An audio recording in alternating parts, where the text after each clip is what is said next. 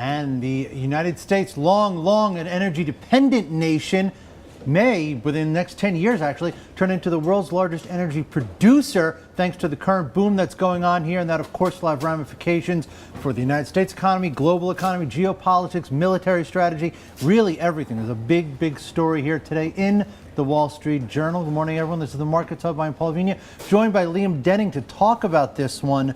Hi. So this was based on a report from the EIA, right? Yeah. The IEA, the International Energy Agency. I got a little dyslexic there for a second.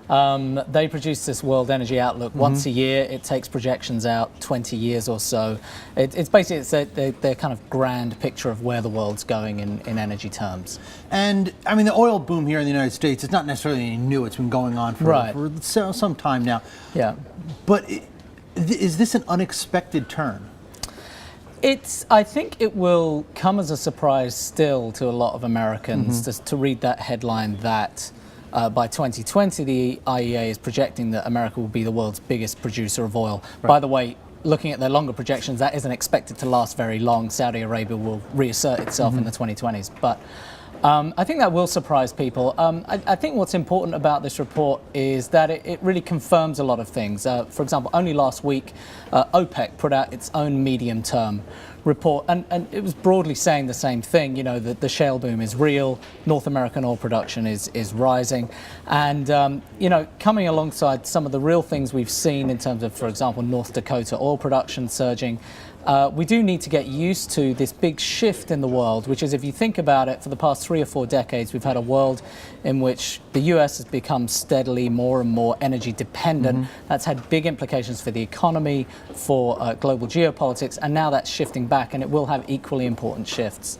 Yeah, I mean, this was an issue in the election. I mean, this is one of Mitt Romney's promises, right, that it would make the US energy independent. Right. Looks like it might happen even though he isn't here, which is very interesting. Explain to us this whole shale thing. I think a lot of people still don't quite understand it. So if you think about it, most of the world's oil that we're used to seeing is essentially big pools of oil under the ground in big caves. You kind of pop a straw in it and the oil comes up. Shale oil really refers to what's called tight oil, which is basically these deeper layers of rock where the oil is trapped in smaller quantities among tight rocks. And what you have to do is break them apart. And that's why you use things like hydraulic fracturing, which is essentially pumping liquids down at high pressure. It fractures the rock and it allows the oil to seep up to the ground. Now, are these... So I understand that these are new technologies that they developed to get to this oil. Are the technologies, is all this dependent on high oil prices, my real question? I mean, oil prices have been high for a few years now. If the oil prices were to come back down, if the price of a gallon of crude was to drop to $50 a barrel, something like that, do these processes become unprofitable, and does this whole thing unwind, or is that not how it is? Well, I don't think it unwinds that quickly. I mean, yes, you know, prices have an effect. If the price comes down, then a lot of fields that people are pumping money into now, for example, you know, some of the higher cost shale fields really need a price of around $80 or $90 a barrel.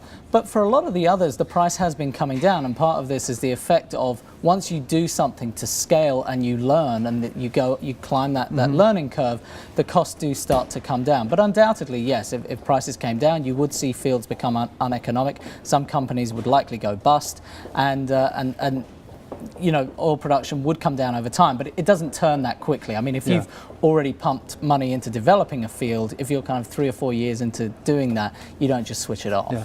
Does energy become a leading growth sector for the U.S. economy in the next 8-10 years? I absolutely think so. I mean, we're already seeing the impact spreading out to other industries. For example, we're seeing companies like Dow Chemical, Royal Dutch Shell, talking about reopening or even building new petrochemical plants which make use of natural gas liquids, and the fact that those are a lot cheaper here than around the world. So we're seeing that. We've seen big developments in the steel industry with companies like Nucor talking about new facilities. I mean, if you think about steel, I mean, new steel facilities in the US, I mean, that seems like something that happened 30 or 40 years ago. So we're going to see that. There's also, I think, going to be a big shift in global geopolitics as a result of this.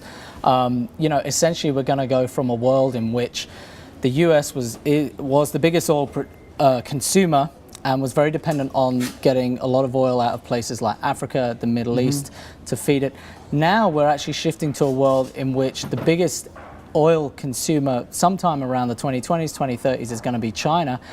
And like the US, as it was several years ago, very dependent on imports. And that has big implications because we still live in a world where essentially we rely on the US Navy to facilitate free trade. It keeps the sea lanes safe. China doesn't have a navy of that sort. It's trying to build it, but it will be very interesting to see how China copes with a world in which it's becoming more oil dependent and by definition is becoming more dependent on the protection of the US Navy. Twisted. Yeah.